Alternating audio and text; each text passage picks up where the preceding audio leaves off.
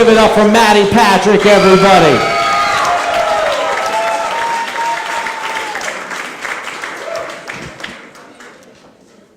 So I may not look like it, but I'm actually a very polarizing figure. When people meet me, they either love me or hate me.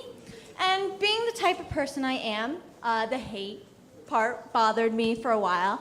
But I think I finally figured out why.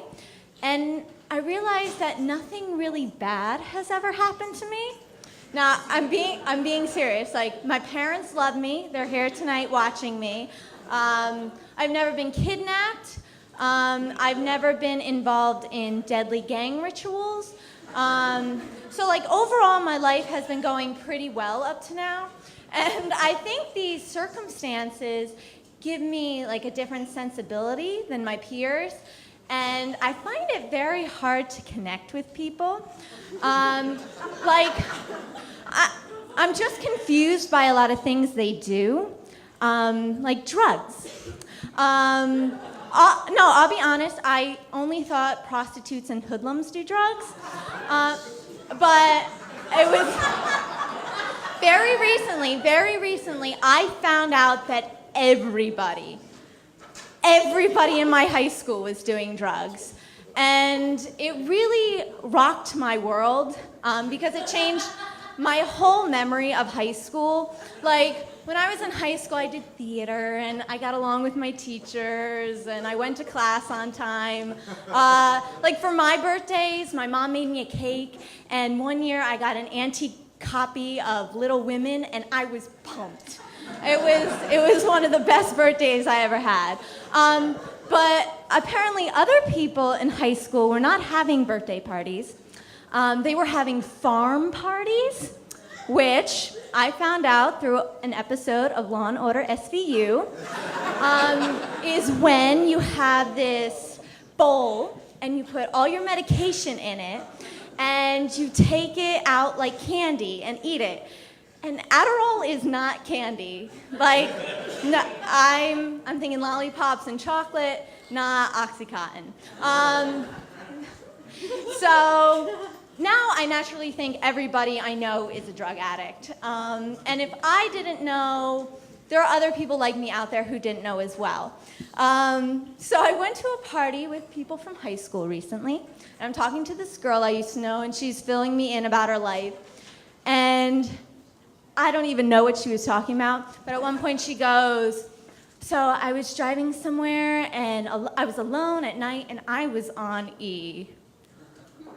I did not even listen to the rest of the conversation, because in my head, I am freaking out. I'm like, people do this? People, like, drive high? Like, she was alone. She could have hurt herself. She could have hurt the other drivers on the road. She could have... How did she see the road? Like, wasn't everything out of control? And so all these thoughts are going through my mind, and I'm freaking out. And thankfully, the conversation ended quickly because, well, I wasn't responding to anything she was saying.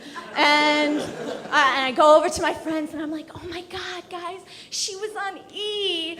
And like, I drive home from the party, and I'm really distraught by the whole situation. And by the way, I wasn't gossiping.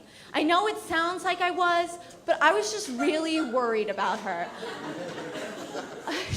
You know, if she's taking E, she's like really bored with her life or really sad about something. So like there's a deep underlying issue for her drug use. And I just felt really bad for her. So I was just telling other people to validate that, one, people do this kind of stuff, and two, maybe to get her the help she needs. So I'm driving home, and as soon as I get home, I recount the whole story to my fiance, and I'm like, you know, this girl was on E, that's crazy. And he takes a minute, and then he looks at me and says, no, Maddie, she was on E. And I go, I know, that's crazy, right? Like, nobody does that. And he goes, no, Maddie, she was on E, as an empty. Like she had no gas. And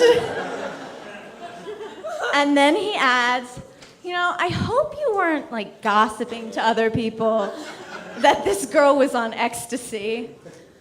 And, I looked him right in the eye and I said, gossip is such a polarizing word. Thank you.